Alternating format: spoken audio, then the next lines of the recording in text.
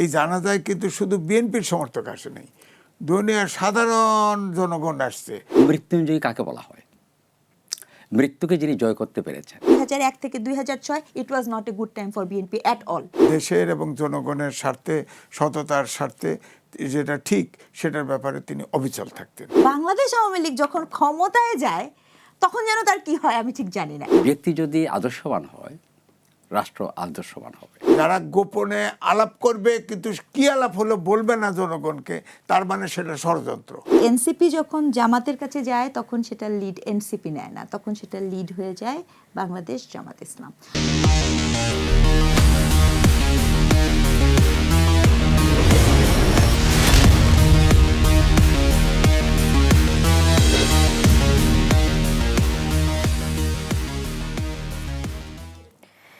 দর্শক, সাবেক প্রধানমন্ত্রী এবং বিএনপির চেয়ারপারসন বেগম খালেদা জিয়া রুহের মাগফিরাত কামনা করে এবং শ্রদ্ধা জানিয়ে শুরু করছি কালের সংলাপ। আজ আমাদের সাথে অতিথি রয়েছেন এম এ আজিজ, সাংবাদিক এবং কলামিস্ট। এরপরে রয়েছেন অধ্যাপক ডক্টর সুকমল বড়ুয়া, বিএনপির চেয়ারপারসনের উপদেষ্টা, এবং তার পাশেই রয়েছেন ডক্টর রিজওয়ানা করিম স্নিগ্ধা, জাহাঙ্গীরনগর বিশ্ববিদ্যালয়ের অধ্যাপক, নৃবিজ্ঞান বিভাগ।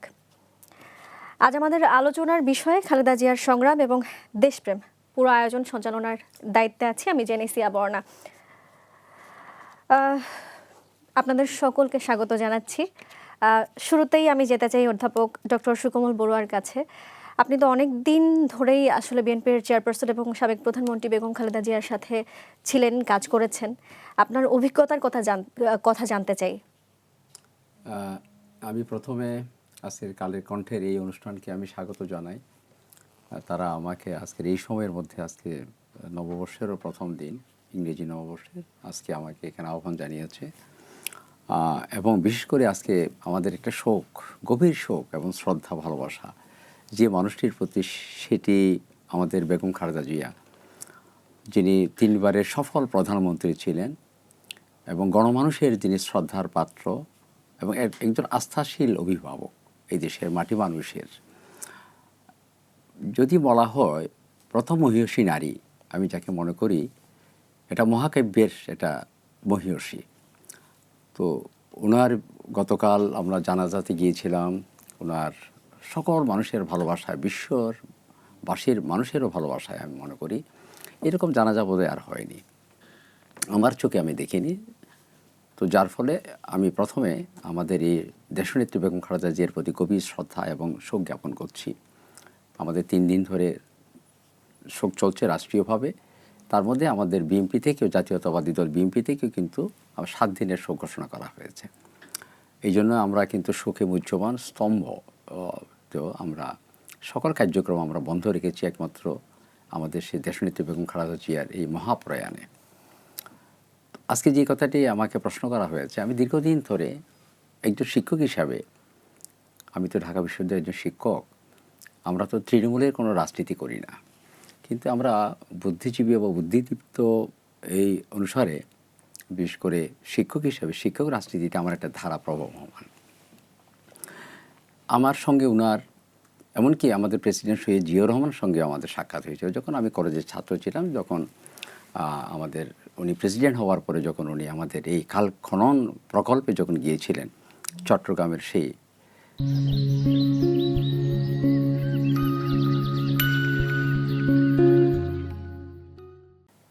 জায়গাগুলিতে, আমার এখনো স্মরণ আছে নোয়াখাল আমাদের, সেখানে আমরা ছুটে গিয়েছিলাম।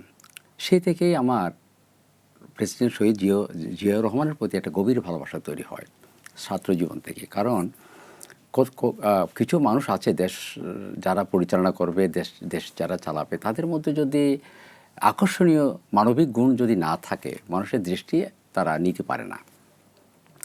আমার বয়স তো তখন কম, মাত্র কলেজে, সবেমাত্র আমি কলেজে যাচ্ছি। তখন থেকে আমার দৃষ্টিটা নিয়েছিল এই জন্যই যে তার মধ্যে একটা সাধারণ জীবন দেখেছি, সাবলীল ভাব দেখেছি, এবং দেশের প্রতি যে গভীর মমত্ববোধ, দেশপ্রেম, এটা কিন্তু সহজে থাকে না। একটা রাষ্ট্রনায়ক হয়ে গেলে, রাষ্ট্রপ্রধান হয়ে গেলে তার মধ্যে অনেক কিছু থাকে, আমরা দেখেছি, পরবর্তীতে এটা জেনেছিও। কিন্তু তার মধ্যে আমি প্রথম চোখে সেই জিনিসটা দেখেছি, এবং সকলের প্রতি যেটা ভালোবাসা, অর্থাৎ একটা সেনা ছাউনি থেকে, সেনা শিবির থেকে বের হয়ে জনগণের সঙ্গে যে সম্পৃক্ত হওয়া, হৃদয়ের গ্রহণ করে, এটা হচ্ছে তার প্রথম, আমি যেটা মনে করি এটা প্রথম। এর পরবর্তী যে কথাটা বলা হয়েছে, তখন থেকে আমি কিন্তু বিএনপির আদর্শে আমি লালিত হয়েছি। যখন শিক্ষক হলাম তখন আমি বেগম খালেদা জিয়াকে দেখেছি, গভীরভাবে দেখেছি। কারণ ওনার সঙ্গে কাজ করেছি আমি, বিশেষ করে যে এত কাজ করেছি, প্রথম ওনার সঙ্গে আমার একটি সাক্ষাৎ হয়, উনি যখন প্রধানমন্ত্রী হিসেবে আসে সুগন্ধাতে, আজকে যে ট্রেনিং সেন্টার করা হয়েছে, যমুনা আমাদের যে প্রধান উপদেষ্টা মহোদয় যেখানে থাকেন তার সামনে সুগন্ধা আছে, মিন্টো রোডের শেষ পথে। সেখানে আমি প্রথম ওনার সঙ্গে আমি দেখা করার একটা সাহস করেছিলাম, একটা সৌজন্য সাক্ষাৎ করেছিলাম।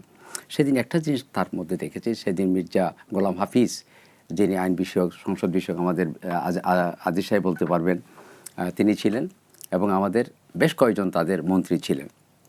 আজকে যে আমাদের সালাউদ্দিন সাহেব স্ট্যান্ডিং কমিটি, তিনি এপিএস ছিলেন, সেরকম অনেক লোক ছিলেন, এবং কামরুল ইসলাম, মেজর কামরুল ইসলাম ছিলেন তখনকার আমাদের এমপি।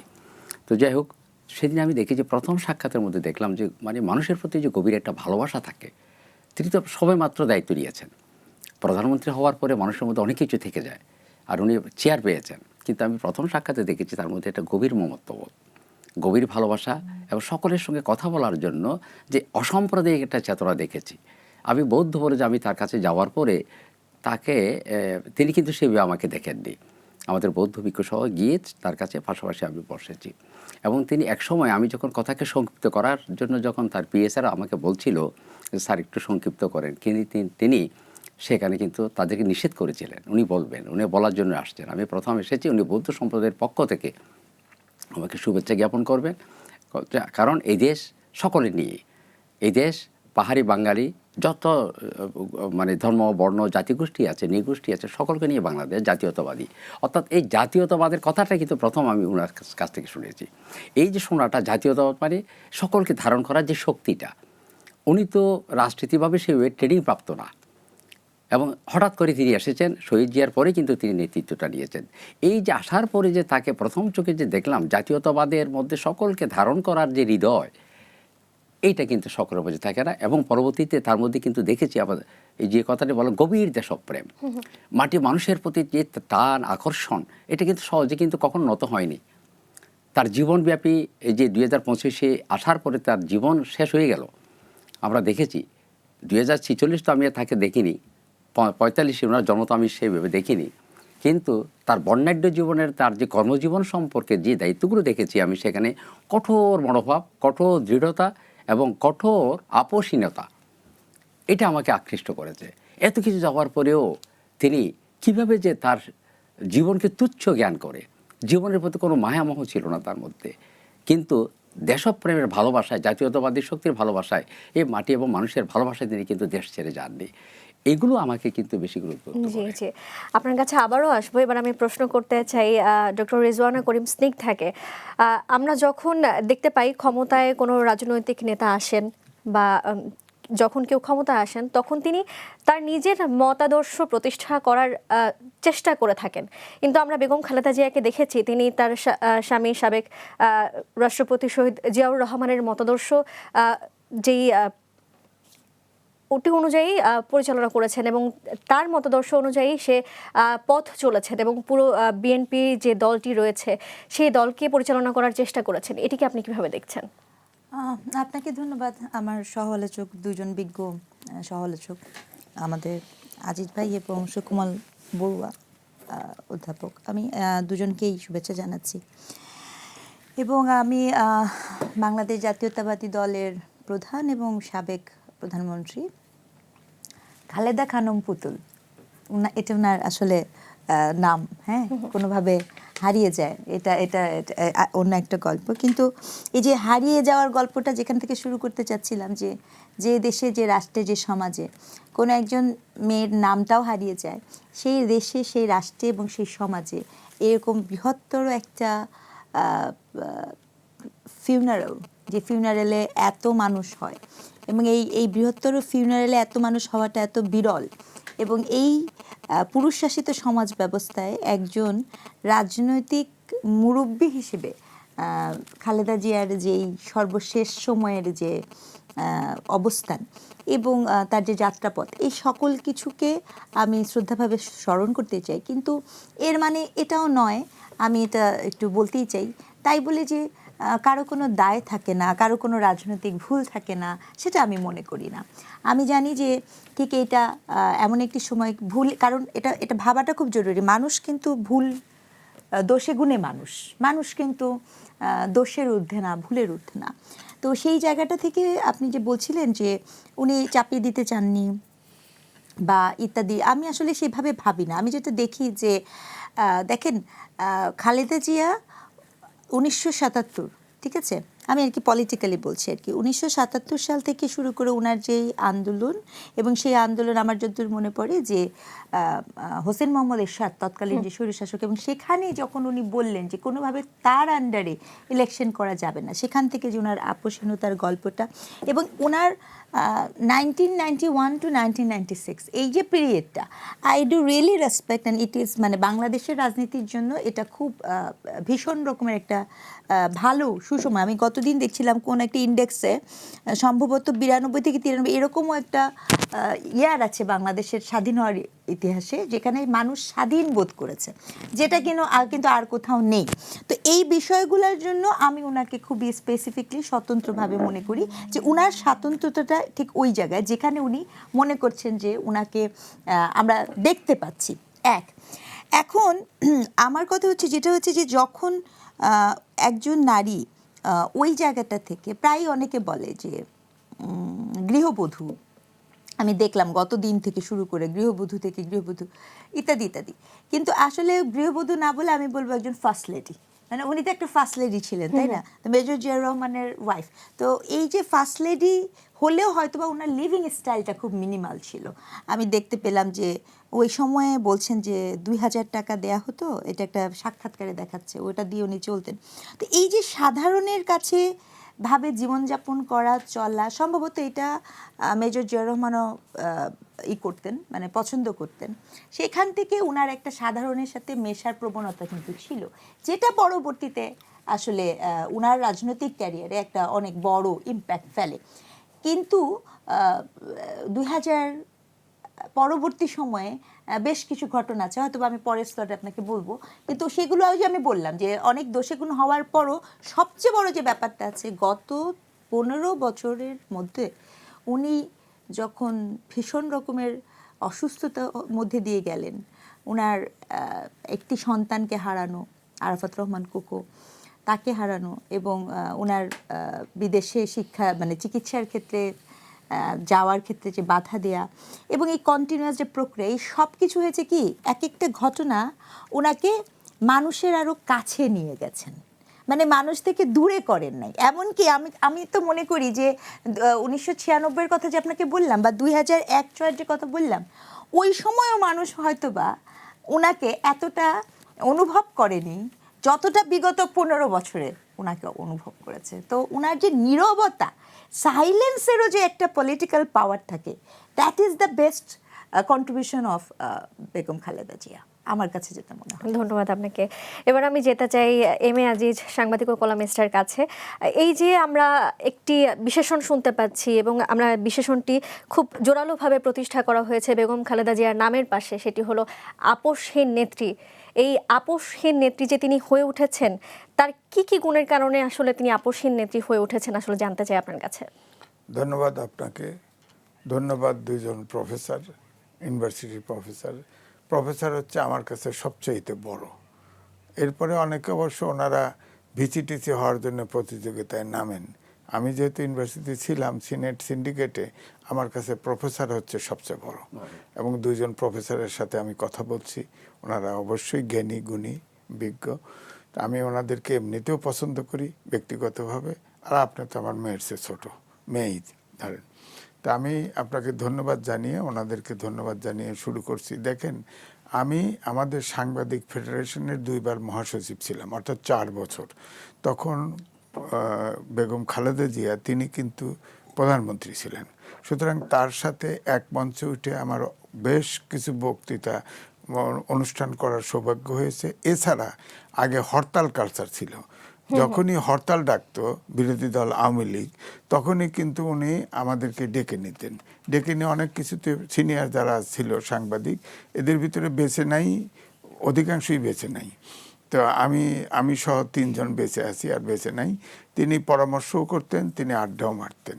হ্যাঁ, সুতরাং তার সম্পর্কে আমার এই জন্য জানারও সৌভাগ্য হয়েছে। আপনি যেটা বললেন আপসীন, দেখেন উনি যখন রাজনীতি আসলেন, তিনি বোধহয় পৃথিবীর ভিতরে সবচাইতে ফার্স্ট লেডি, এমন ফার্স্ট লেডি যার হয়তো পকেটে পয়সা, স্বাধীনভাবে, অনেক ফার্স্ট লেডি আছে না, জুতা হাজার, ওই যে ছিল না মার্কসের ফার্স্ট লেডি, তার তো জুতাই পাওয়া গেছে কয়েকশো, এরকম। উনি ছিলেন, শহীদ প্রেসিডেন্ট জিয়াউর রহমান ছিলেন আপাত মস্তক সৎলোক, এবং তার ফ্যামিলির কেউ তার পরিচয় দিতে পারে নাই। দৈনিক বাংলার নির্বাহী সম্পাদক ছিল ওনার আপন চাচা, কোনো দিন ওনার পরিচয় দেয়নি, কারণ নিষেধ করে দিছে। উনি কোনো কারো তদবির, ফ্যামিলির তদবিরও অ্যালাউ করতেন না, এবং স্কিন টু বন একজন সৎ লোক ছিল। এরকম সৎ লোক শহীদ প্রেসিডেন্ট জিয়াউর রহমানের মতো লোক পাওয়া পৃথিবীতে খুবই কঠিন আছে, খুবই কঠিন। তারই ওয়াইফ, সুতরাং তাকে মাসে একটা মিনিমাম খরচ দেওয়া হতো, তার ভিতরে ওনাকে চলতে হতো। এবং আমার ধারণা শুধু তিনি নিজে নয়, বেগম খালেদা জিয়া নন, তিনি শহীদ প্রেসিডেন্ট জিয়া রহমানের স্ত্রী বলেও আমার মনে হয় অনেক সংযম তার ভিতরে আসছিল। যেমন ধরেন উনি কাউকে কোনো কটু কথা বলতেন না। এবং হোসেন মোহাম্মদ এরশাদ একটা নির্বাচিত বিএনপির প্রেসিডেন্ট ছিলেন ৭৭, তাকে ব্লাডলেস কুর মাধ্যমে তাকে অপারেশন করে ক্ষমতা দখল করে, এবং তাকে বলাই হতো স্বৈরাচার। এবং এই স্বৈরাচারের বিরুদ্ধে তখন আওয়ামী লীগ সহ সব দল কিন্তু একসাথে আন্দোলন করে। তখন শেখ হাসিনা চিটাগাংয়ে মিটিং করেও বলেছিল, যারা এই স্বৈরাচারের অধীনে নির্বাচনে যাবে সে হলো জাতীয় বেঈমান, ৮৬ সালের নির্বাচনে।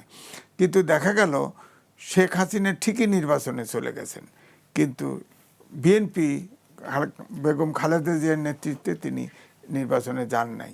এবং তারপরের ঘটনা দেখেন, মিথ্যা মামলা দিয়ে তাকে পুরান ঢাকার একদম নির্জন কারাগারে রেখেছে। সেখান থেকে অনেক কথা হয় যে লিভার সিরোসিস হয়েছে, হয়তো তাকে স্লো পয়জনিং করা হতে পারে। একটা স্যাঁতসেঁতে জায়গায়, মানুষ নাই, জন নাই, তেলা পোকা, অমক পোকা, একটি বাথরুম সিপাই ব্যবহার করতো, তিনিও ব্যবহার করতেন, এরকম মানে একদম অসুস্থকর জায়গায়। আর তারপরে আপনি দেখেন তিনি অসুস্থ হয়ে পড়েন, চিকিৎসার জন্যে তাকে কোনো সুযোগ দেওয়া হয়নি।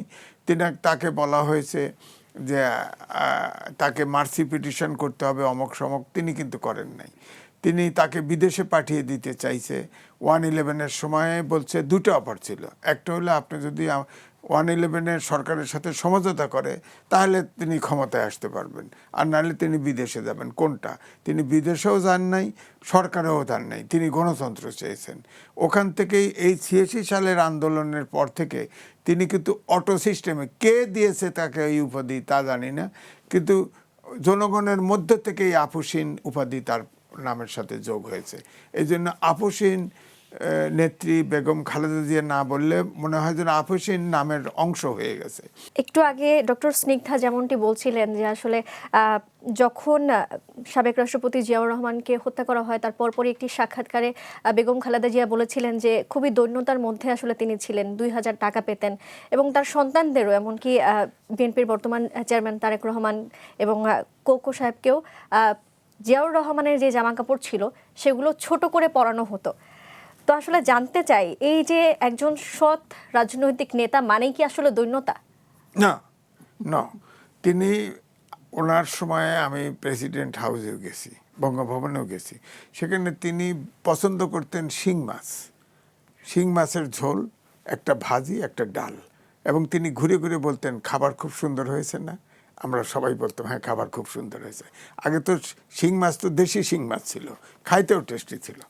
তিনি খুবই মৃতব্যয়ী ছিল, এবং বিশ্বাস করেন তিনি যখন তাকে হত্যা করা হয়, এরপরে তিনি এক খণ্ড জমি রেখে যান নাই, একটা ফ্ল্যাট রেখে যান নাই, তাদের স্ত্রী 2 সন্তানের জন্য কিচ্ছু রেখে যান নাই, কিচ্ছু রেখে যান নাই।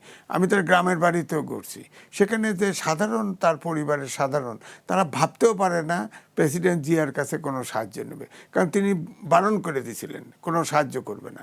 কিন্তু ওই আন্দোলনের সময় একটা আপসীন হয়তো কোনো এক সবার থেকে কেউ দিয়েছে, এটা কিন্তু ইতিহাসে অবশ্য লেখা নেই, আপনি খুঁজে বের করছেন, ধন্যবাদ।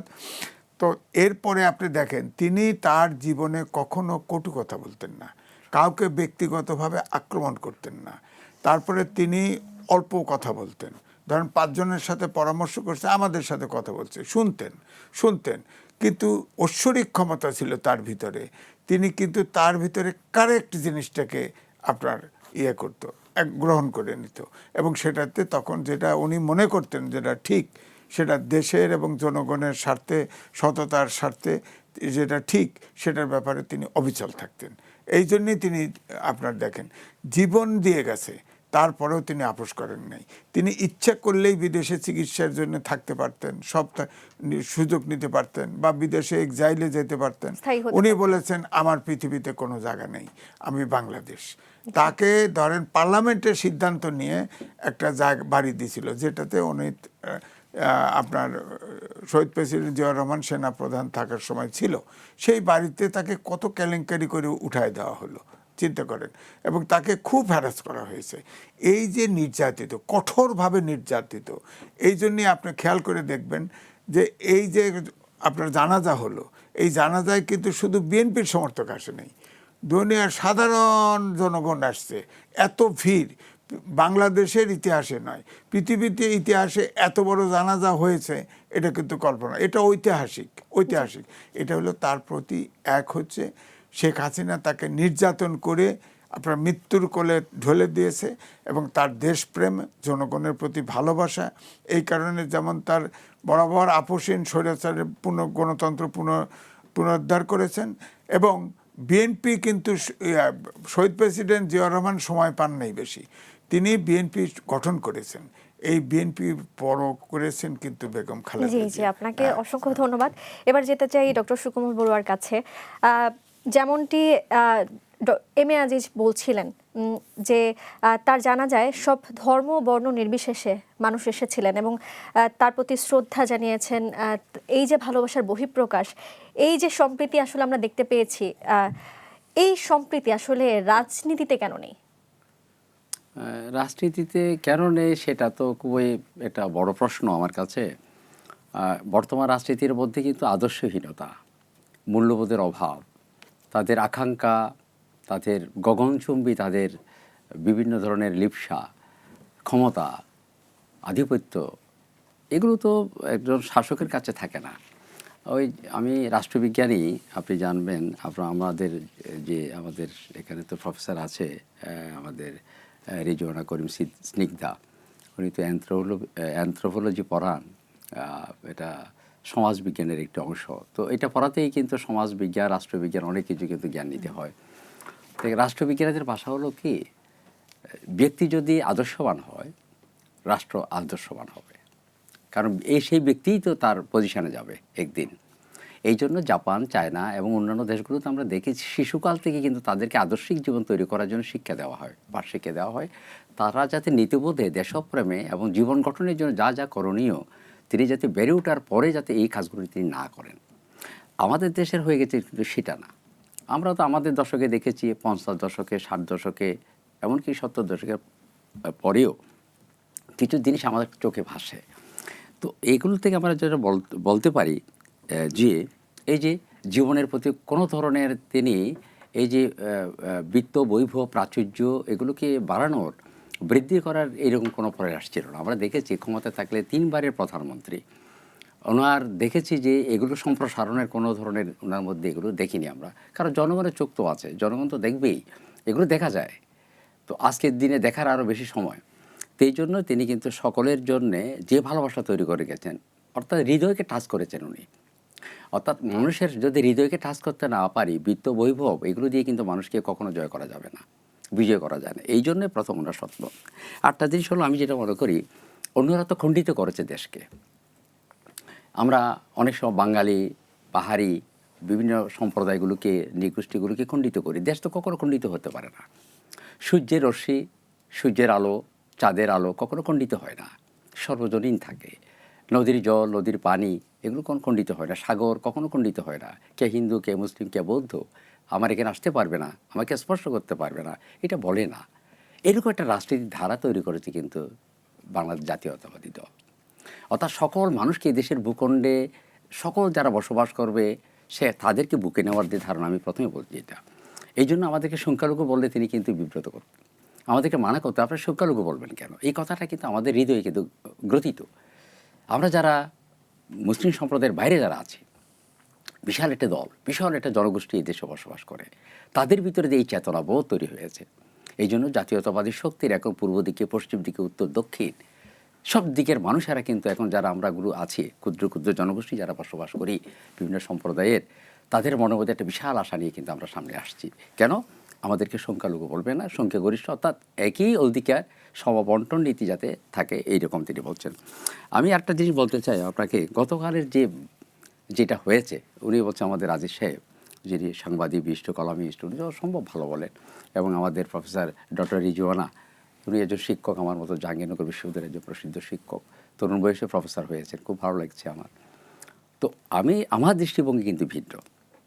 আপনারা দেখেন, আমি 3টে কথা বলছি। গতকাল আমি একটা টেক্সট লিখেছি যে মৃত্যুঞ্জয়ী মহীয়সীর এক মহাকাব্য, মৃত্যুঞ্জয়ী মহীয়সীর এক মহাকাব্য। তো মৃত্যুঞ্জয়ী কাকে বলা হয়? মৃত্যুকে যিনি জয় করতে পেরেছেন, মৃত্যুরও যিনি ঊর্ধ্বে নিজেকে স্থাপিত করতে প্রতিষ্ঠা করেছেন। তো ওখানে প্রতিষ্ঠা করলে তো হবে না, কোন কারণে প্রতিষ্ঠা লাভ করা যায় আমি বললে তো হবে না। মৃত্যুঞ্জয়ীর গুণ এবং বৈশিষ্ট্য চরিত্র থাকে, অসম্ভব গুণ, যেগুলোকে আমি স্পর্শ করতে পারবো না। মহীয়সী নারী কখন হয়? বেগম রোকেয়াকে আমরা মহীয়সী নারী বলি। অর্থাৎ জীবন এমনভাবে তৈরি করে, মানে গৌরবমণ্ডিত, মহিমামণ্ডিত, সকল গুণের যিনি আধার, নারীর গুণের আধার, নেতৃত্বের আধার, এবং নানা বিশেষ করে তার মধ্যে যে সাধারণ অসাধারণ অনেক কিছু তার মধ্যে বিদ্যমান থাকবে, হৃদয়ের মধ্যে এগুলো ধারণ করার শক্তি থাকবে, এবং সকলকে ভালোবাসা দেবে। বললাম, সূর্যের মতো, চাঁদের মতো, পৃথিবীর মতো সকল মানুষ যাতে তার ভালোবাসাটা পায়, কেউ যাতে বঞ্চিত না হয়। এই যে দৃষ্টিভঙ্গি, এই জন্যই আমি মনে করি মহীয়সীর হৃদয় কিন্তু এইরকম হয়। এই জন্য। আর চারটা কথা বলি। আর যেটা বললাম যে মহাকাব্য তো সকল মানুষকে নিয়ে তৈরি হয় না। মহাকাব্য তৈরি হয়, মহাকাব্যের সেরকম আমাদের মধ্যে নায়ক অথবা নায়িকার প্রয়োজন হয়। আমার মনে হয় সেই চরিত্রের অধিকারী বলেই আজ মহীয়সী নারীর এক মহাকাব্য তৈরি হয়েছে। এই জন্যই আমি তার প্রতি গভীর শ্রদ্ধা নিবেদন করি, কারণ তার মতো এরকম আর মহীয়সী নারী আমি জানি না, হয়তো আমি দেখবো না, হয়তো হাসতে পারে, আমি জানি না, তবে আমি মনে করি যে এই শতকের মধ্যে বোধহয় এরকম নারী আর এমন প্রতীতযশা, এমন গভীর মনোভাব সম্পন্ন দৃঢ়তা, দেশ মাটি মানুষের প্রতি এমন ভালোবাসা আমার মনে হয় আর আসবে কিনা জানি না। এবং সবচেয়ে বড় জিনিস হচ্ছে, ট্রাক বাড়ি দিয়ে যখন তাকে রেখেছিলেন আমি দেখেছি, আজকে আমার নাই, আমি স্মরণ করি প্রফেসর ডক্টর এমাজউদ্দিন আহমেদ, বিশিষ্ট রাজনীতিবিজ্ঞানী, রাষ্ট্রবিজ্ঞানী, ঢাকা বিশ্ববিদ্যালয়ের সাবেক ভাইস চ্যান্সেলর। উনি আর আমি কিন্তু গিয়েছিলাম দেখার জন্য। কাউকে যখন যেতে দিচ্ছে না, এইরকম একটা কঠোর সব কিছু বন্ধ করে দিয়েছে সেখানে, আলো থেকে আরম্ভ করে সব কিছু লাইন কাটা দিয়েছে, কিন্তু সেখানে সব একটু ছোট করে যদি আমরা তো সেটা বলছি আমি। সেখানে কিন্তু গিয়ে আমি তাকে দেখলাম, সে মানে অনেক কষ্ট করে আমরা ঢুকলাম, কিন্তু আমাদেরকে ঢুকতে দিচ্ছিল না। সেখানে যাওয়ার পরে তার মধ্যে একটা তার বিছানা, নিচের বিছানা, এটা স্বাভাবিক যেভাবে থাকে, কি কঠোর নির্মমতার মধ্যে তার দিনগুলো গিয়েছে। সেদিনও কিন্তু আমাদের সঙ্গে সৌজন্যপ্রিয় হয়ে আমাদের চা খাওয়ার যে কথাটা বলছে, অর্থাৎ তিনি সেখানে চা পাচ্ছেন না, খাওয়া পাচ্ছেন না, সব কিছু বন্ধ করে দিয়েছে সরকার। তার মধ্যে কিন্তু যে গভীর আমাদের প্রতি সৌজন্য বোধ, এগুলো তো মানুষকে অন্যভাবে তৈরি করে। এই জন্য আমি মনে করি আজকের এই টিভির মাধ্যমে বাংলাদেশ ও বিশ্ব মানুষকে আমি জানাতে চাই, এই মহীয়সী নারী মৃত্যুঞ্জয়ী এবং মহাকাব্য তৈরি হয়েছে। এই মহাকাব্য কখনো, আমার মনে হয় কখনো অমর হয়ে থাকবে, যে মহাকাব্য পৃথিবীকে জানান দেবে। জি, এবার ডক্টর স্নিগ্ধার কাছে একটু যেতে চাই। এই যে বিএনপির চেয়ারপারসন ছিলেন, বেগম খালেদা জিয়া ছিলেন, নিশ্চয়ই দলের গুরুত্বপূর্ণ সিদ্ধান্তগুলো আসলে তিনি নিতেন। তার অবর্তমানে আপনি কি মনে করছেন বিএনপির রাজনীতিতে কি ধরনের প্রভাব পড়বে? আচ্ছা, প্রথম কথা হচ্ছে যে আমি আসলে ব্যক্তিগতভাবে মনে করি যে তার অবর্তমানে বিএনপির রাজনীতিতে অভিভাবকহীনতার যে একটা ব্যাপার থাকে, মানে অর্থাৎ হয় না ব্যাপারগুলো কীরকম, আমরা ওই পরিবার থেকে যদি শুরু করি, ইভেন রাষ্ট্রের ক্ষেত্রেও একটা ব্যাপার থাকে, সেটা কীরকম যে দুটো মানুষ দ্বন্দ্ব করছে, সেই দ্বন্দ্ব নিরসনের জন্য একজন মানুষের এমন একটা মানুষের কাছে যেতে হয় যে মানুষটার উপর ওই দুই পক্ষই আস্থা রাখে। তো সেই মানুষটা আসলে এই মুহূর্তে অনুপস্থিত বিএনপির রাজনীতিতে, এটা একটা ব্যাপার প্রভাব পড়বে। কারণ বিএনপির ভেতরে যে এত বড় দলের ভিতরে যে অন্তকন্দল নেই, ব্যাপারটা কিন্তু এরকম না। এবং এটা খুব সত্য যে সামহাও এটা খুব মানে আমি এটাকে অ্যাপ্রিসিয়েট করছি না, আমি এটাকে প্রবলেমেটাইজ করছি। কিন্তু হ্যাঁ, আমি বলবো শুধু বিএনপি না, বাংলাদেশের যে রাজনৈতিক ধারা, সেই রাজনৈতিক ধারাতে প্রায়ই এরকম দেখা যেত যে যিনি বা যারা একজন দলের নেতা হন, সেটা আপনি আওয়ামী লীগ ছিল, বিগত সরকার আওয়ামী লীগে দেখবেন, বা XYZ, দেখা যায় যে যেহেতু এই দলগুলো আপনার গণতান্ত্রিক ধারায় বিকশিত হয় না, একটি বক্তব্য দেওয়া হয় এবং তার কথা সকলে মেনে নেয়। তো সেই কারণে যেটা হয় যে ওই যে অন্তকন্দল যখন তৈরি হয়, তখন ওখানে ওই অভিভাবকের গুরুত্বটা অনেক বেশি মাত্রায় দেখা দেয়। কারণ আপনি যখন গণতান্ত্রিক প্রক্রিয়াতে যাবেন, তখন তো একটা সিস্টেমেটিক অনুসরণে আসবে। কিন্তু আপনি যদি মনে করেন আমি বলেছি এটা মেনে নাও, অ্যান্ড দেন মেনে নেওয়া, এই যে চর্চাটা, এই চর্চাটা আমি একজন শিক্ষক হিসেবে পছন্দ করি না। কারণ এটা গণতান্ত্রিক একটা রাষ্ট্র এবং সেটা আসলে গণতান্ত্রিক উপায় হওয়া উচিত। এটা হচ্ছে প্রথম কথা। তো এই যে চর্চাটার জায়গাটাতে বেগম খালেদা জিয়ার যে অবদানটা ছিল এই দলের ক্ষেত্রে, সেটা একটা বিষয়, এটা একটা এফেক্ট ফেলবেই, মানে এটা একদম ধরা বাঁধা। কারণ এত বড় দলের মধ্যে কোন্দল তৈরি হবে এবং কোন্দল বিরাজমান। কোন্দল যে থাকা উচিত না সেটা আমি বলছি না, তো ওটা যে কেউ মিটিগেট করবে সেটা আমি জানি না এখন কে করবেন। এক, দুই হচ্ছে আপনি যখন বলছেন যে রাজনীতির প্যাটার্নে যদি আসেন, আমার মনে হয় যে এটা আসলে ওই যে সাপে বরের মতো। যেহেতু দীর্ঘদিন বেগম খালেদা জিয়া আপনার অসুস্থতার কারণে বা অন্যান্য অপরাপর কারণে উনি তো পার্টির যে লোকজন তার সাথে তো যোগাযোগ করতে পারেননি। জনাব তারেক রহমান দেশে ছিলেন না, কিন্তু সাইবার স্পেসে অর্থাৎ হাইব্রিড একটা মডেলে উনি কিন্তু সম্ভবত ওনাদের নেতা নেতৃত্ব সকলের সাথে যোগাযোগ করেছেন। তো সেটার ক্ষেত্রে আমার মনে হয় যে অলরেডি উনি একটা প্রসেসের মধ্যে আছেন। তবে আপনি যদি আমাকে জিজ্ঞেস করেন, আমি বলবো যে এখন তো নেই বেগম খালেদা জিয়া, এবং অ্যাক্টিং চেয়ারপারসন হিসেবে যে জনাব তারেক রহমান কাজ করছে। কারণ যতটুকু আমি জানি যে বিএনপির গঠনতন্ত্র অনুযায়ী আপনার তাকে একটা ডাকতে হবে, সকলের একটা অ্যাসেম্বলি ডাকতে হবে আপনি যখন করবেন। তো সেটার যদি সুযোগ না থাকে, আমার মনে হয় যে সেটা সবচেয়ে বেশি জরুরি হবে যে ওই যে গণতান্ত্রিক প্রক্রিয়া, যে কথাটা আমি আপনাকে বলছিলাম, সেই গণতান্ত্রিক প্রক্রিয়াতে উনি যদি এখন দলের দায়ভারটা নেন। কেন হবে? কারণ এই পুরো আলাপটাই তো গণতন্ত্র প্রতিষ্ঠার। এই যে আজকে বেগম খালেদা জিয়া নিয়ে আপনি আলাপ করছেন, তিনিও কিন্তু গণতন্ত্র প্রতিষ্ঠারই একটা অবয়ব। তো সেই দলের মধ্যে এই চর্চাটা যদি শুরু করে দেওয়া যায় এবং সেটা যদি এই সময়ে ওনার হাত থেকে হয়, সেটা মনে হয় অনেক বেশি একটা সুদূর প্রসারী একটা ধারা দিবে। কারণ কি, এটা একটা গণতান্ত্রিক ধারা, সেটা একটা। আরেকটা হচ্ছে আপনি বলেছেন পলিটিক্সের কি হবে, এই যে পার্টিকুলার সময় আছে, আমি এটা বলতে চাই যে দেখেন, বাংলাদেশের যখনই একটা ট্রানজিশনাল মোমেন্ট আছে, কোনো এক অদ্ভুত কারণে ট্রানজিশনাল মোমেন্টে বাংলাদেশে জাতীয়তাবাদী দল বিএনপি সে খুব ভালো পারফরমেন্স করে হিস্টোরিক্যালি। সেটা মেজর জিয়া রহমানের সময় দেখবেন একটা ট্রানজিশনাল মোমেন্ট, 75-এর পরে উনি যেভাবে কাজ করেছেন। আবার এগেইন স্বৈরতন্ত্র থেকে গণতন্ত্রে যাওয়ার একটা transitional moment, it was a very good time. যদিও আমি বলেছিলাম আপনাকে 2001 থেকে 2006 it was not a good time for BNP at all, একদমই না। অজস্র ভুলে জর্জরিত। প্রধানতম ভুল ছিল হচ্ছে বাংলাদেশ জামাতে ইসলামের সাথে 4 দলীয় ঐক্যজোটে যাওয়া, এবং সেটার কনসিকোয়েন্সেস যে কত ভয়ঙ্কর হতে পারে সেটা আমার আশা করি যে বিএনপি অনুভব করেছে। কারণ সেটার কনসিকোয়েন্সেস তাকে এত নিতে হয়েছে, যে দল মানে 91 থেকে 96-তে এত গুড ওয়েল পারফরমেটিভ একটি দল, সেই দল 2000 থেকে 2006 সালের মধ্যে এত বেশি বিতর্ক এবং এত বেশি ওই সময়ে আপনার 64টি জেলাতে জঙ্গি হামলা, মানে অদ্ভুত ব্যাপার না, অদ্ভুত ব্যাপার। এবং সেটার জন্য যে তারা ইনিশিয়েটিভ নেননি আমি সেটা বলবো না, কিন্তু ওই টাইমটাতেই তো হলো, এবং আপনি যাদেরকে সাথে নিলেন এবং সেটার কনসিকোয়েন্সেস এতটাই বহন করতে হয়েছে।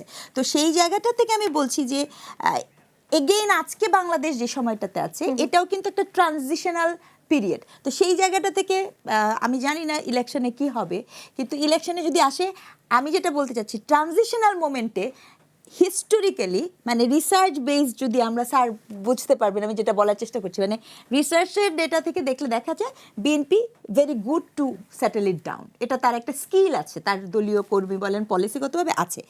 কিন্তু এইটা একটা নতুন বাংলাদেশ, হ্যাঁ, এখানে কিন্তু নেতৃত্ব নতুন। এমনকি আমি মনে করিয়ে দিতে চাই, জনাব তারেক রহমান তিনি আপনার বিএনপির যারা আছেন তারা হয়তো বা তার মানে উনার নেতৃত্বাধীনে যান বা উনার প্রতি প্লিজ, কিন্তু জাতীয় নেতা হওয়ার ব্যাপার, দেশের নেতা হওয়ার ব্যাপার বা দেশ পরিচালনা এরকম একটা জায়গায় আসার উনি নতুন, ইটস এ নিউ এন্ট্রান্স। কাজে উনাকেও কিন্তু একটা একটা ওই যে বার যদি উনি সেট না করতে পারেন, এটা আমরা কামনা করছি। কারণ আপনি দেখেন, ওই যে বললাম না, যখন জিয়াউর রহমান থেকে আপনি ইসে আসলো, যাকে আপনি বলছেন আজকে আপসীন নেত্রী হয়ে ওঠা, উনি তো একটা বার সেট করেছেন, বেগম খালেদা যে একটা বার সেট করেছেন। আবার উল্টা দিকে আপনি যদিও এখন মানে এই কথাও আমি দ্ব্যর্থহীন ভাষায় বলতে চাই, বাংলাদেশ আওয়ামী লীগ বাংলাদেশের যখন হয়েছে স্বাধীনতার ক্ষেত্রে, বাংলাদেশ আওয়ামী লীগের ভূমিকা অস্বীকার করার কোনো কারণই নেই। অসাধারণ ভূমিকা বাংলাদেশ আওয়ামী লীগ রেখেছে। কিন্তু হিস্টোরিক্যালি বাংলাদেশ আওয়ামী লীগ যখন ক্ষমতায় যায় তখন যেন তার কি হয় আমি ঠিক জানি না। এটাও আমি হিস্ট্রি দিয়েই বলছি, সে ক্ষমতাটাকে যে একটা আর্টিকুলেশন করা, সে জায়গাটা কিন্তু সে ফেলিয়ার হয়েছে, সেটা 75-এ। ডক্টর স্নিগ্ধা, আবারও আপনার কাছে আসবো। আমি একটু এম এ আজিজের কাছে যেতে চাই। আমরা গতকাল বেশ কিছু গণমাধ্যমে একটি খবর দেখেছি যে জামায়াতের আমির ডক্টর শফিকুর রহমান রয়টার্সকে একটি সাক্ষাৎকার দিয়েছেন এবং আজ তিনি নিজের ভেরিফাইড ফেসবুকেও একটি পোস্ট করেছেন এবং সেখানে আসলে তিনি বলেছেন এই যে সাক্ষাৎকার বা এই যে বৈঠক ভারতীয় কূটনৈতিকদের সাথে, এটি তাকে গোপন রাখতে বলা হয়েছিল। কিন্তু এটি আসলে তিনি গতকাল রয়টার্সকে বলেছেন যে এটি গোপন রাখতে বলা হয়েছিল, কিন্তু গোপন রাখতে বলা হলেও তিনি সেটি রয়টার্সকে বললেন এবং সেটি প্রকাশ করলেন। কিন্তু আজ তিনি আবার বলছেন যে সেটি গোপন রাখতে বলা হয়েছিল। তাহলে গোপন রাখতে যখন বলা হলো তখন তিনি কেন সেটি প্রকাশ করলেন বলে আপনার মনে হয়? এই জন্যই বলা হয় বিএনপিকে নানাভাবে ব্র্যান্ডেড করা হয়, তকমা দেওয়া হয়। জামাত ইসলাম ভারতের কাছে তার আবদুল্লাহ মোহাম্মদ তাহের দেখা করেছে এবং আপনার জামাতের আমিরও দেখা করেছে। তাদের কিন্তু ভারতের সাথে একটা আন্ডারস্ট্যান্ডিং আছে। যেমন ধরেন জাতীয় পার্টির চেয়ারম্যান তিনিও একবার দেখা করে আসছিল, বলে যে না, এটা বলার নিষেধ আছে, তাদের অনুমতি ছাড়া বলা যাবে না। কি এমন, যেমন এই ডক্টর মোহাম্মদ ইউনূস আপনার যখন ট্যাক্স বসায় এক্সপোর্টের উপরে, তখন কিন্তু গোপন চুক্তি করে এসেছে, সেটা বলা যাবে না। তো এই যে বলা যাবে না, রাজনীতি, গণতান্ত্রিক রাজনীতিতে এরাই হচ্ছে স্বৈরাচার, এরাই হচ্ছে অন্তর্জগের মানুষ। এটা বলা যাবে না কেন? কেন বলা যাবে না? দেশের জনগণ, দেশের মালিক জনগণ, জনগণের কাছে কেন বলা যাবে না? পার্লামেন্ট থাকলে পার্লামেন্টে বলবে, নাহলে ক্যাবিনেটে বলবে। জামাত ইসলামের পার্টি আছে, পার্টির ভিতরে বলবে। সে তো এখন আপনার সরকারে যেতে চায়, তাকে বলতে হবে, মানুষের কাছে বলতে হবে, তো কিন্তু বলে না। সুতরাং এই জামাত এখন যেভাবে আচরণ করছে, বিএনপি, আমি বলবো যে বিএনপিও আপনি দেখেন, জামাত কিছুদিন আওয়ামী লীগের সাথে চলেছে, তারপরে দেখেন কত গুপ্ত শিবির বেরোলো। ঢাকা ইউনিভার্সিটি যদি ফ্যাসিস্ট হাসিনার পালিয়ে না যেত, আপনি ঢাকা ইউনিভার্সিটি কোনো শিবির দেখতেন না। ওরা হেলমেট বাহিনী, ওই ছাত্রলীগ এই হিসেবেই থাকতো, আপনি দেখতে পেতেন না। কিন্তু যখন চলে গেছে দেখুন এখন শিবির বেরিয়ে গেছে। ঠিক বিএনপির ভিতরে, বিএনপির সাথে অনেক দিন জামাত চলেছে। এই কথার পরে বিএনপিকে বুঝতে হবে যে বিএনপির ভিতরে কত পার্সেন্ট গুপ্ত জামাত আছে। তাদেরকে যদি স্ক্রিন আউট না করা হয়, বের করে না হয়, ততক্ষণ পর্যন্ত বিএনপি কিন্তু যে মধ্যপন্থার দল, এই দল কিন্তু থাকবে না। এই দলকে জামাত গ্রাস করে ফেলবে। সুতরাং এটাকে স্ক্রিন আউট করতে হবে, বের করতে হবে, গুপ্ত জামাত বের করে দিতে হবে। জামাত একটা মধ্যপন্থী জাতীয়বাদী দল, জাতীয়তাবাদে বিশ্বাস করে এবং বাংলাদেশপন্থী দল। এই দলকে অবশ্যই কোনো গুপ্ত বাহিনীর দ্বারা গ্রাস হবে, কোনো রাজনৈতিক দল দ্বারা গ্রাস হবে, এই জায়গায় নেওয়া উচিত হবে না। আর আমার পরিষ্কার বক্তব্য, আগেও বলেছি, এখনও বলেছি, যারা গুপ্ত রাজনীতি করে তাদের তো গণতান্ত্রিক রাজনীতি করার অধিকার নাই, তাদের নিষিদ্ধ করা উচিত আমি মনে করি। কারণ তাহলে তো আনসারুল্লাহ বাংলা টিম, জেএমবি অনেক আছে না, হিলট্যাক্সে অনেক রাজনৈতিক দল আছে না। আপনার দেশের হিলট্যাক্সে তো স্বাধীনতা চায়, নাথান বম মিজোরামে আছে, হ্যাঁ, আশ্রয় নিয়ে। তাদের নিষিদ্ধ করলেন কেন? জামাতকে যদি গুপ্ত রাজনীতি করে তাকে নিষিদ্ধ করবেন না, ওদের নিষিদ্ধ করছেন। সব খুলে দেন, চরমপন্থা সব আর গণতন্ত্র থাকবে না। আমি বলবো যে এই জন্যেই যে বিএনপির কিন্তু দায়িত্ব, ধরেন বিএনপি সরকার গঠন করবে, বিএনপি বড় দল।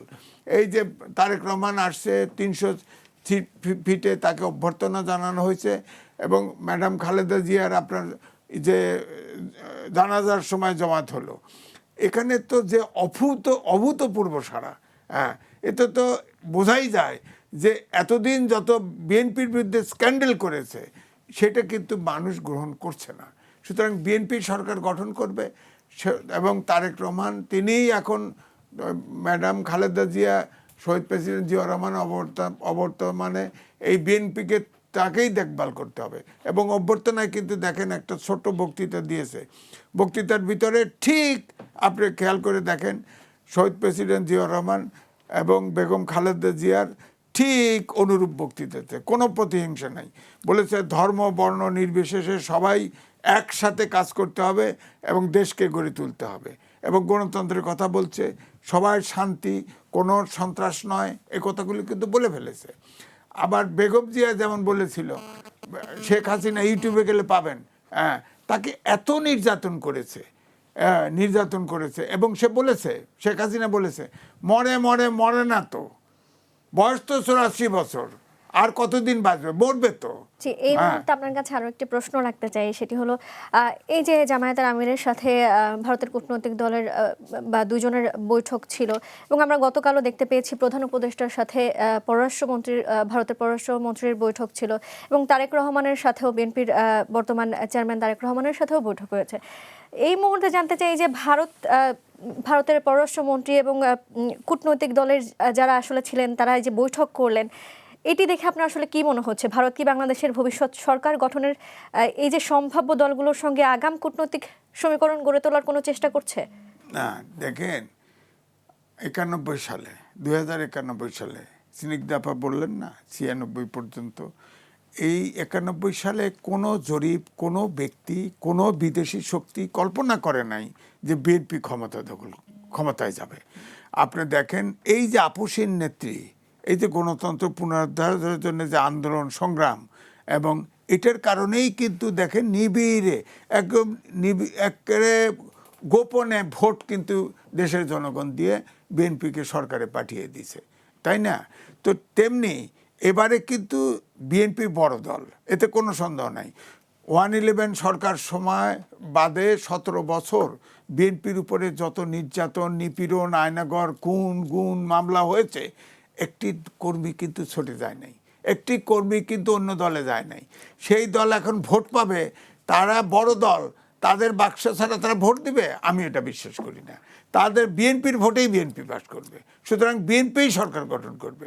এখন যে এই যে গোপন আলোচনা হচ্ছে, পরাশক্তিগুলো অ্যাক্টিভ থাকে আমাদের দেশে, আপনার নির্বাচনের সময় অ্যাক্টিভ থাকে, কারণ পরাশক্তিগুলো তো সব দেশে শোষণ করতে চায়, সুতরাং তাদের প্রতি অনুগত সরকার চায়, চেষ্টা করতেই পারে। কিন্তু আমার বক্তব্য হচ্ছে দেশের মালিক জনগণ, যারা গোপনে আলাপ করবে কিন্তু কি আলাপ হলো বলবে না জনগণকে, তার মানে সেটা ষড়যন্ত্র। এই ষড়যন্ত্রকে রুখতে হবে, ষড়যন্ত্র করা যাবে না। দেশ রক্ত দিয়ে স্বাধীন হয়েছে, সুতরাং এই দেশ জনগণ মালিক, এবং জনগণকে যা কিছু করে জনগণকে জানাইতে হবে। জি, আবারও আপনার কাছে আসবো। এবার একটু প্রশ্ন করতে চাই সুকমল বড়ুয়াকে।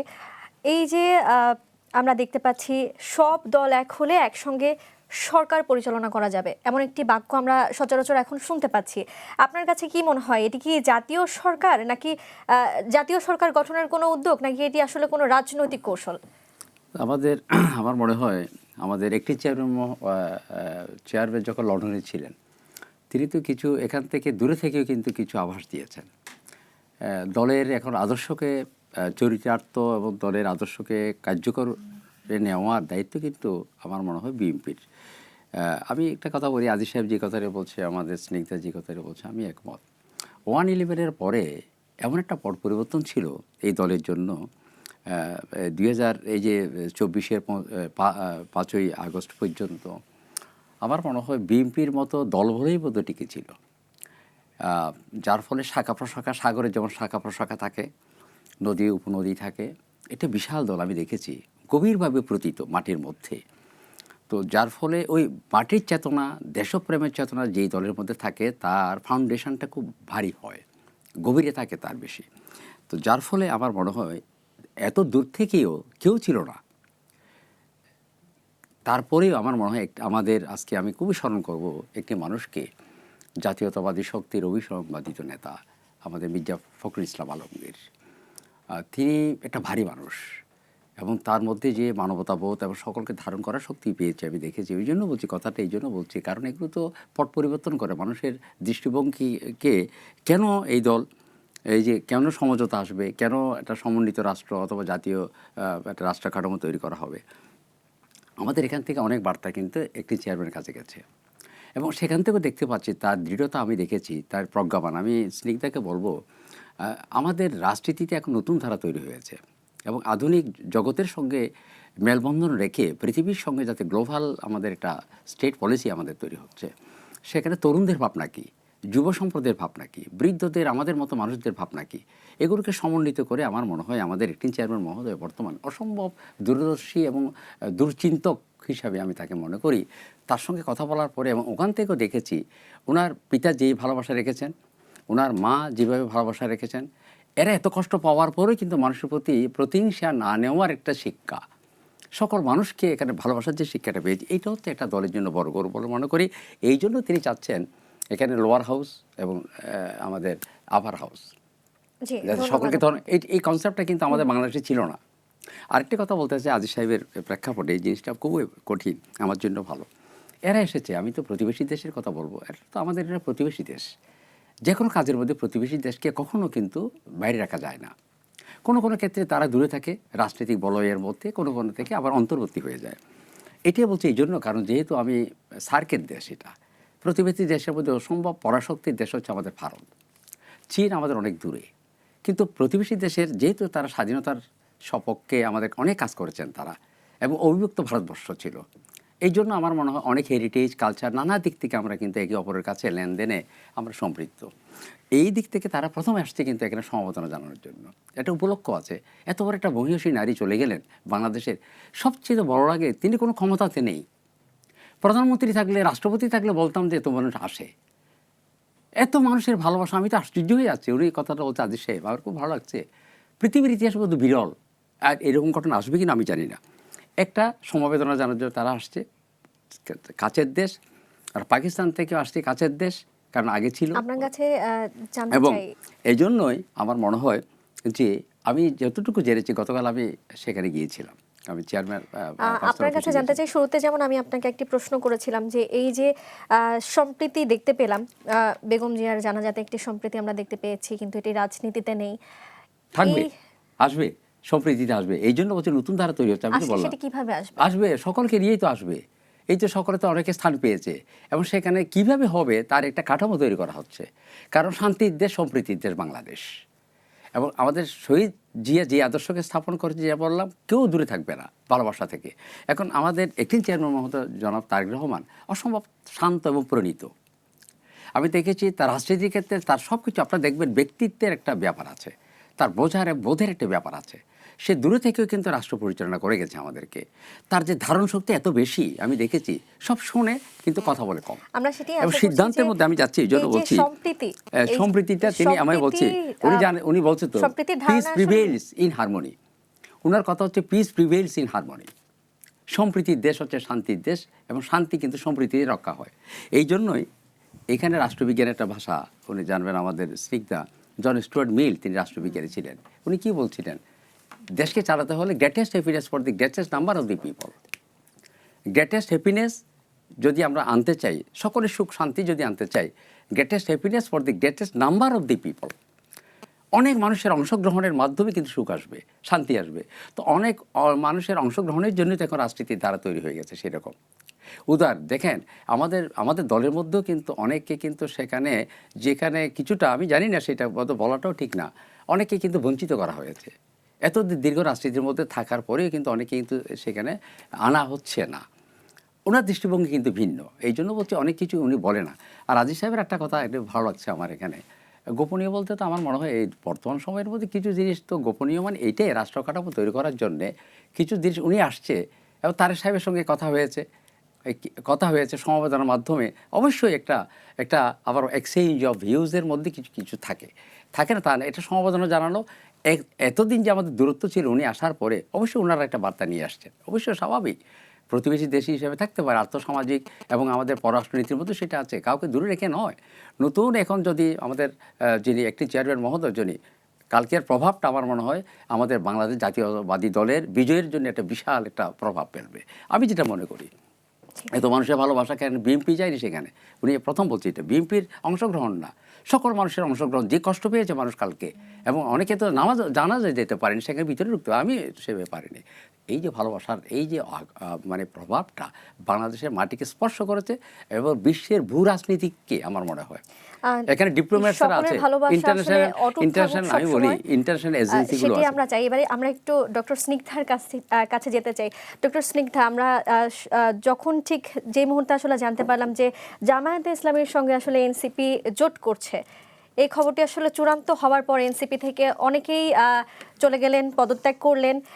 এত কিছু দেখেই যে এতজন সহযোদ্ধার চলে যাওয়া দেখেও আসলে এনসিপি জোট থেকে সরল না, এটিকে আপনি কিভাবে দেখছেন? এটা আসলে কিভাবে দেখান, এটা হচ্ছে প্রথম কথা, আপনি যে ঘটনাটা বলেছেন এটা হচ্ছে খুবই হতাশাব্যঞ্জক একটা ঘটনা। কারণ বাংলাদেশ জামাতে ইসলামের সাথে জোট করার যে ওই যে এনসিপিও, মানে দেখেন আমি সবসময় একটা কথা বলি, বাংলাদেশ জামাতে ইসলাম হচ্ছে বাংলাদেশ আওয়ামী লীগের স্নেহধন্য যুগপৎ আন্দোলনে যুক্ত হয়ে, এবং বাংলাদেশ জামাত ইসলাম হচ্ছে বাংলাদেশ জাতীয়তাবাদী দল বিএনপির ভালোবাসা হৃষ্টপুষ্ট হয়ে বেড়ে ওঠা একটি রাজনৈতিক দল, which is a big mistake both parties have done before, মানে both parties, মানে এটা তাদের হিস্টোরিক্যাল মিস্টেক। এখন এটা খুব দুঃখজনক, তো সদ্য পুষ্পটিত দল সে হয়তোবা মনে করেছেন যে উনারা যেহেতু এত প্রেম ভালোবাসায় তাকে বড় করেছে, আমরাও সেখানে যে যুক্ত হয়ে যাই। কিন্তু যেটা ভুল করেছে সেটা কি জানেন, সেটা হচ্ছে যখন যুগপৎ আন্দোলন করেছে আওয়ামী লীগের সাথে, তখন আওয়ামী লীগ হচ্ছে লিড, 4 দলীয় ঐক্যজোট যখন হয়েছে তখন সেটা লিড কিন্তু বাংলাদেশ বিএনপি, ঠিক আছে, তার সাথে যে যুক্ত হওয়া। কিন্তু এনসিপি যখন জামাতের কাছে যায় তখন সেটা লিড এনসিপি নেয় না, তখন সেটা লিড হয়ে যায় বাংলাদেশ জামাত ইসলাম। তো বাংলাদেশ জামাত ইসলামকে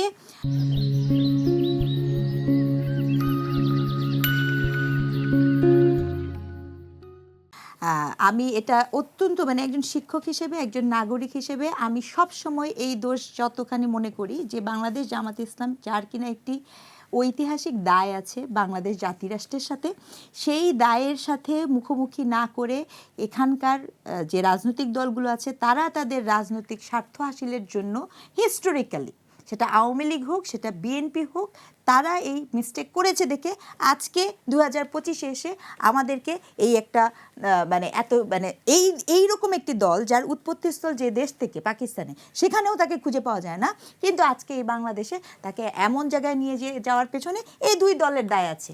এই দুই দলের তো ভয়ঙ্কর দল আছে একটু বলি, এবং এই দুই দলের সাথে অনুসরণে এখন ওই কথা আছে না, আমাদের গ্রাম দেশে একটা কথা বলে, আগের হাল যেদিকে যায় পিছের হালও সেদিকে যায়, গরুর মতো। তো এখন ঘটনা হচ্ছে যে এনসিপির গল্পটা কি এরকম হলো কিনা আমি ঠিক বলতে পারবো। তারা কিন্তু এর আগেও বলেছিল যে তারা অতীতের পথে হাঁটবেন না, আওয়ামী লীগ বা বিএনপি বা এই যে জামায়াতের পথে তারা হাঁটবেন না, কিন্তু তারপরেও আসলে তারা এই পথে হাঁটলেন। এখন সাধারণ মানুষ এই পথে হাঁটাকে আসলে কিভাবে দেখবে? তারা আগে বলেছে যে জামায়াতের সাথে তাদের মতের কোনো ঐক্য নেই, এখন মতের ঐক্য না থাকার পরেও তারা যে এই জোট করলো, তারা আসলে কোন ঐক্যের ভিত্তিতে তাহলে এখন ভোট চাইবে? শুনেন একটা মজার কথা বলি, ওটার পরে ওই যে আওয়ামী লীগের সাথে জামাত যখন যুগপৎ আন্দোলন করে, তো তখন গত কয়েকদিনে এটা খুব সামাজিক যোগাযোগ মাধ্যমে ক্লিপটা আসছে, এখন তো ডিজিটাল ফুটপ্রিন্টের যুগ, আপনি জানেন সব কিছু আসে, তো ওখানে এরকম এক্স্যাক্টলি তৎকালীন যিনি আমাদের বিগত যে প্রধানমন্ত্রী ছিলেন তিনি যেরকম বলেছেন যে এটা কোনো মতাদর্শিক ঐক্য নয়, এটা হচ্ছে কৌশল, একদম হুবহু লাইনটা নাহিদ ইসলামের কাছে মিলে গিয়েছে, একদম হুবহু লাইন, সেম লাইন। কিন্তু প্রশ্ন হচ্ছে আমি একটু বুঝলামই না যে উনি যে দলের সাথে যুক্ত হলেন, হ্যাঁ আচ্ছা আমি না এটা না ঠিক জানি না, বাংলাদেশ জামাত ইসলাম কি সুকুমার স্যার আপনি অথবা আজিজ ভাই, তারা কি কোনোদিন 30টা আসন পেয়েছে একা নির্বাচন করে? মানে রিসার্চের ডাটা কি বলে কিনা, তাহলে তাদের সাথে যে 30টা আসনের নেগোসিয়েশন সেটা কি হিসেবে করলো সেটা আসলে আমাদের কাছে পরিষ্কার না। আরও একটা জটিলতার কথা বলি, এনসিপি আপনার যখন বলে যে সে বহুস্বরের কথা বলেছে, আর এটার যে রাজনৈতিক ইশতেহার বের হবে, এই ইশতেহারটা যে কিভাবে বের হবে এটা আমি ঠিক জানি না, কারণ কি এখানে 8 দলীয় মানে 8টা দল কিন্তু ছিল, এটা কিন্তু 8 দলীয় ঐক্য জোট ছিল, এখন মনে হয় 10-11তে যাবে, আরও বেশি যাবে। তো এখানে এমন দল আছে বর্ণা, যেই দলের প্রধান যারা ইলেকশন করছে সেই প্রধানরা একজন নারী সাংবাদিক উপস্থিত থাকার কারণে আপনার থেকে চলে গেছে। অর্থাৎ একটা নারী সাংবাদিক থাকলে পরে তারা প্রেস কনফারেন্স করবে না, এরকম দলের প্রধান যেমন ওই জোটে আছে। আবার জেএসডি, হ্যাঁ, জেএসডি এর অ্যাক্টিং চেয়ারম্যান তানিয়া রব, যিনি কিনা একজন নিজেই নারী, এখন ওনারা যখন বসেন একসাথে, হ্যাঁ, ওখানে তো নারী আছে, তো ওখানে বসবে কিভাবে? এটা একটা প্রশ্ন। আচ্ছা, 2 নম্বর প্রশ্ন, ওখানে এমন দলের লোকজন আছে যারা প্রকাশ্যে আপনার বাংলাদেশের সকল ভাস্কর্য ভেঙে ফেলতে হবে এটিকে এই আন্দোলন করেছে, বা এটা তাদের দাবি। ওখানে এমন লোকজন আছে যারা বলে যে এই যে প্রাথমিকের যে গানের সঙ্গীতের স্কুল, তারা মনে করে যে এটা সঙ্গীত বলে থাকবে না। তাহলে এখন আপনি আমাকে বুঝিয়ে বলেন যে এনসিপি যে ওখানে যে জোট করলো, ওই দলের জোটের ইশতেহার কি হবে, মতাদর্শ কি হবে, এটা যে একটা জগা খিচুড়ি অবস্থা আছে, সেটা না আমাদের জন্য একটা রিসার্চের বিষয়। আমি আপনার কাছে আরেকটু সময় চেয়ে নিই, একটা কথা আমি বলতে চাই, সেটা হচ্ছে কি, দেখেন এই যে ভারতীয় যে গল্পটা আপনি করেছেন, উইথ ডিউ রেসপেক্ট, গত দিনের যেই ঘটনাটা, বেগম খালেদা জিয়ার যে ফিউনারাল অনুষ্ঠানটা, সেই অনুষ্ঠানটা কিন্তু এটাকে আমাদের একাডেমিক ভাষায় আমরা যেটাকে বলতে পারি, এটাকে কি বলে জানেন? এটাকে বলে হচ্ছে রেফারেন্ডাম উইদাউট ব্যালট। মানে এখানে কোনো ব্যালট নাই, কিন্তু এখানে একটা রেফারেন্ডাম আছে। রেফারেন্ডামটা কি হয়েছে জানেন? রেফারেন্ডাম হচ্ছে যে আমরা কোনো ওই যে উগ্রপন্থী, বিদ্বেষ ছড়ানো এরকম মানুষকে আমরা চাই না। তো এই কথাটা এই জন্য বলছি, আমাকে লাস্ট আমার মনে পড়ে না, এই সাউথ এশিয়াতে আপনার ভারত এবং পাকিস্তানের মতো যারা কিনা একজন একজনের চেহারা দেখে না, তাদেরকে এইরকম একটি অনানুষ্ঠানিক ফিউনারেলে কেউ নিয়ে এসে এক করতে পেরেছেন, এটা একটা অনেক বড় একটা অ্যাচিভমেন্ট। ওই যে একটা অ্যাচিভমেন্ট না, এই অ্যাচিভমেন্টটা আমার যেটা ধারণা যে হঠাৎ করে কিন্তু যে ভারতীয় বৈঠক, কি অদ্ভুত না, জামাতে ইসলাম ভারতীয় বৈঠক গোপনে করে, আবার উনাদের দলের এজেন্ট যারা পৃথিবীর বিভিন্ন দেশে থাকে, উনাদের দলের বিভিন্ন লোকজন, তারা বাংলাদেশ জাতীয়তাবাদী বিএনপিকে ফ্রেমিং করার চেষ্টা করেছেন যে এরা ভারতের সাথে আঘাত করছে। মানে এই যে টুইস্টেড ভার্সন। আমি বলি রাজনীতিতে গোপন করাটা একটা কৌশল হতে পারে, কিন্তু আপনি নিজে যে কাজটা করছেন সেই কাজটা আরেকজন প্রকাশ্যেও যদি করে থাকে, তাকে যে আপনি ফ্রেমিং করছেন এবং টুইস্টেড ইনফরমেশন দিয়ে জনমনে যে বিদ্বেষ তৈরি করার একটা প্রবণতা, এই কথা আমি একজন শিক্ষক হিসেবে দায়িত্ব নিয়ে বলতে পারি। পৃথিবীর প্রতিটি রাষ্ট্র, প্রতিটি ভূখণ্ড তার নাইবার স্টেটের সাথে তার সম্পর্ক ভালো রাখতেই হয়। কাজেই এই যে একটা ক্যাম্পেইন আপনি পরিচালনা করেছেন, সেটা হয়তোবা আপনার সাময়িক দেশের অভ্যন্তরীণ রাজনীতিতে গুরুত্বপূর্ণ রোল প্লে করেছে, আই এগ্রি। আমি এটা স্পষ্ট করতে চাই যে বাংলাদেশে যে গত 3-4টা নির্বাচন হয়েছে, সেই নির্বাচনে ভারতের ইন্টারভেন্স আপনার এখানে অনেক সমস্যাজনক, আই এগ্রি। কিন্তু বাস্তবতা হচ্ছে এইটা যে এই রাষ্ট্রকে স্থিতিশীল করার জন্য আপনার নাইবারিং কান্ট্রির সাথে একটা অ্যালায়েন্স তৈরি করতে হবে, একটা স্বাভাবিক সম্মানজনক অবস্থান তৈরি করতে হবে। সেটিকে উস্কে অথবা গোপনীয় করে রাজনীতি করার নামটাকে প্রতারণা। আপনার কাছে আবারও আসবো, এবার এম এ আজিজের কাছে যেতে চাই। একই প্রশ্ন আপনার কাছে রাখতে চাই, এই যে জামায়াতে ইসলামী এবং এনসিপি জোট করলো, মতের যে অমিল, সেই অমিল থাকা সত্ত্বেও তারা জোট করলো, তারা ভোট চাইবে কীভাবে? ধন্যবাদ আপনাকে। দেখেন, আমি কিন্তু মতের অমিল দেখি না। আমি নাহিদ সাহেবের ইতিহাস শুনেছি, তে জেলখানায় ছিল, সেখানে জামাতের লোকই বলছে আমাদের লোক। আপনার শান্ত সাহেব 1 ইয়ারে বলেছে। সুতরাং তারা জাগার এবি পার্টি কোথায় ছিল? বলেন মঞ্জুর সাহেব তো শিবিরের প্রেসিডেন্ট ছিল। সুতরাং খুব বেশি যে আদর্শিক দূরত্ব আছে এটা আমি মনে করি না।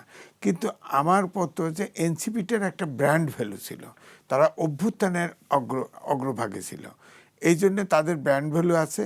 আমরা আশা করেছিলাম যে এই 54 বছরের দেশ স্বাধীন হয়েছে, মুক্তিযুদ্ধের যে প্রত্যাশা ছিল আমাদের, বৈষম্যহীন সমাজ, গণতন্ত্র, আইনের শাসন, সুশাসন ইত্যাদি, সেটা কিন্তু 90-এও চেষ্টা করা হয়েছে, তার জন্য এরশাদকে তাড়িয়ে দেওয়া হয়েছে।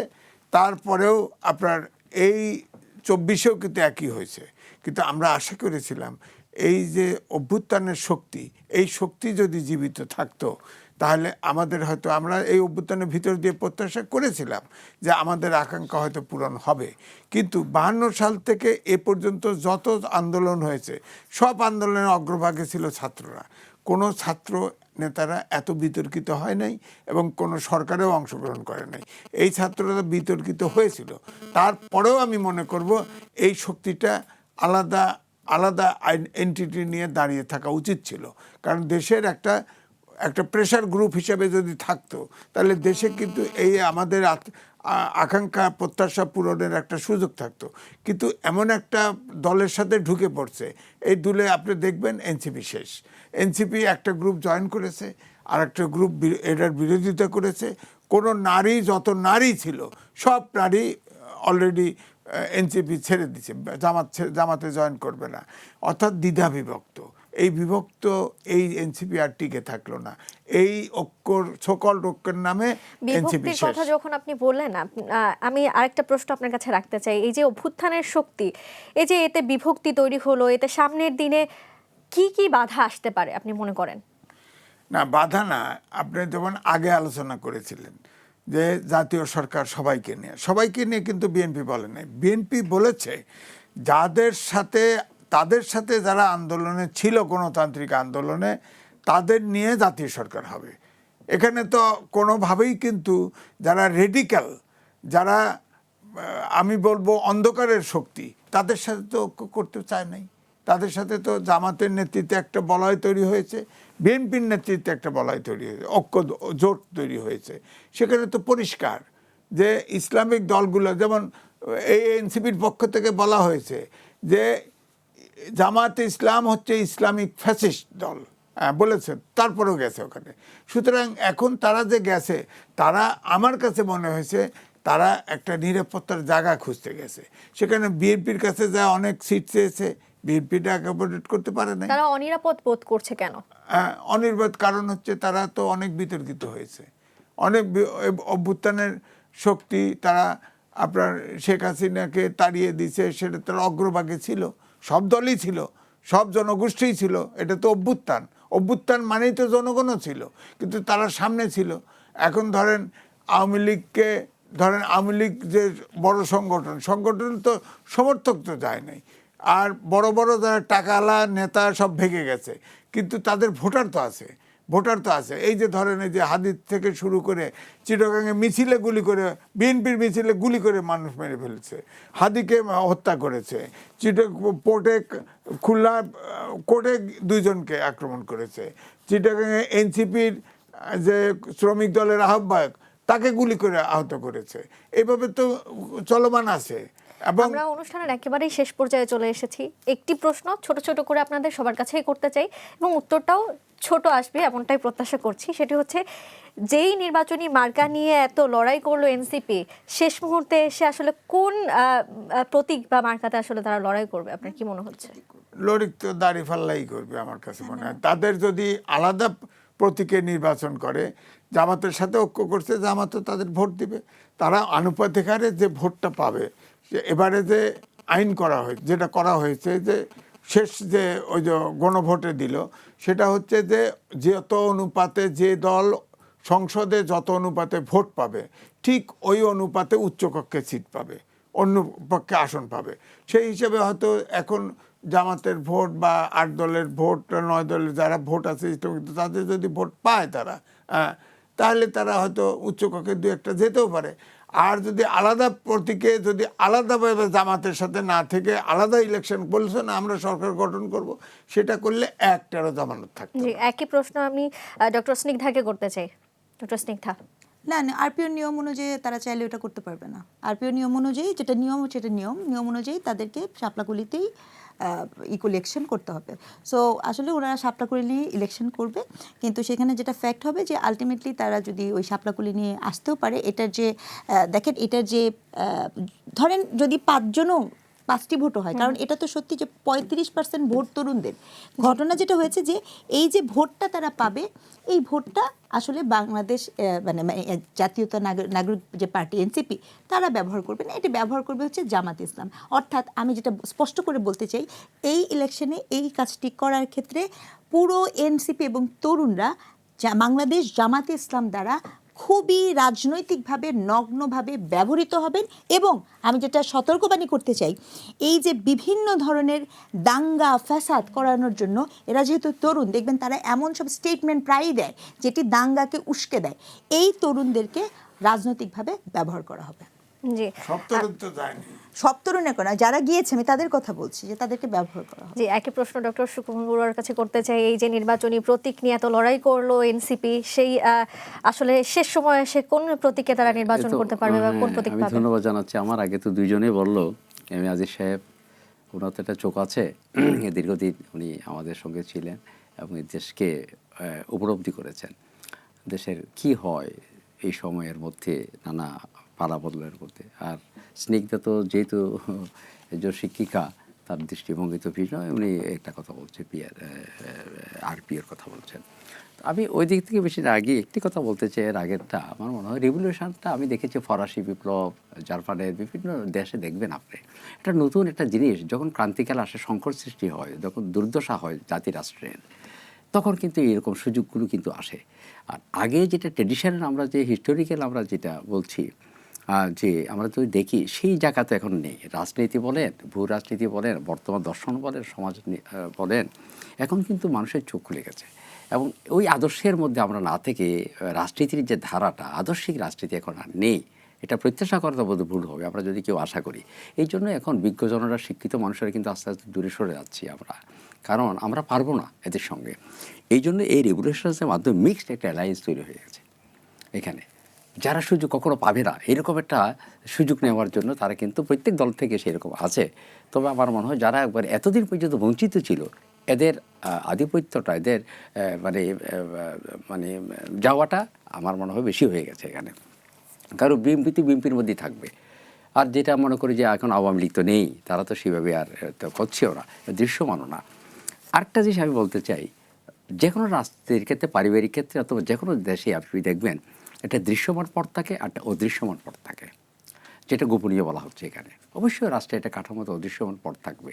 এখন এখানেও আমরা যে এখানে কথা বলছি, আজকের এই সময়ের মধ্যে কিন্তু অনেকেই নানাভাবে কিন্তু এই দর্শন, কারণ যেহেতু ইলেকশন, এখন আমাদের একটি চেয়ারম্যানের সঙ্গে তো অনেকে কথা বলবে, স্বাভাবিক। এখন তিনি এসেছেন, সশরীরে এসেছেন, এবং এগুলো তো আমরা জানতে পারছি না, অনেক কিছু জানাও যাবে না। এই জন্য বলছি যে এখানে এই যে কথা বলছি যে প্রতিবেশী দেশ ভারত, আমার মনে হয় তো প্রতিবেশী দেশের ভারতও একটা অবশ্যই তার দীর্ঘদিন থেকে একটা প্রভাব ছিল এখানে। হঠাৎ করে তো হাত গুটাবে না তিনি, তাই না? সব কিছু তো এখানে ছিল। এগুলো আমরা এইভাবে যদি না বলি, আমরা তো ওই রাজনীতি করি না, এখানে পররাষ্ট্রনীতির অনেক কিছু আছে। আমার মনে হয় সেটাই চাইবো। তবে আমি চাই শান্তি সম্প্রীতির দেশ হবে, ভালোবাসার দেশ হোক আমার দেশ। এই দেশের মাটি মানুষ শান্তিতে থাক। অনেক দিন পরে একটা ইলেকশন আসবে, সেই জন্য আমরা প্রস্তুত থাকি। আর সংঘাত নয়, সহিংসতা নয়, এবং আমরা মানবতা, অহিংস নীতি নিয়ে যে প্রেসিডেন্ট শহীদ জিয়া যেটা দেখেছে, জাতীয়তাবাদী শক্তি, এবং আমাদের বেগম খালেদা জিয়া, এই আশা নিয়ে কিন্তু তিনি মৃত্যুবরণ করেছেন, মহাপ্রয়াণ হয়েছেন। তাকে সমাধিস্থ করেছি আমরা, কবর দিয়েছি আমরা। আমার মনে হয় তাদের এই আশা আকাঙ্ক্ষা যাতে পূরণ হয়, এবং তার ভাবনাটা আমার মনে নতুন যে চেতনা আমাদের অ্যাক্টিং চেয়ারম্যান মহোদয় তিনি হতে নেবেন, উনি বুঝেছেন এবং দায়িত্ব নিয়েছেন সেভাবে। আমার মনে হয় তার কাছে আমার প্রত্যাশা রেখে, জাতির এই প্রত্যাশা রেখে আমি সকলকে ধন্যবাদ জানাচ্ছি, এবং বিশ্বের আজকের সেই আমাদের বহুত উদয় হোক, বাংলাদেশের মাটি মানুষ ধন্য হোক। জি, প্রত্যাশা আমাদের সকলের। আপনাদেরকে ধন্যবাদ আমাদের সাথে যুক্ত হওয়ার জন্য।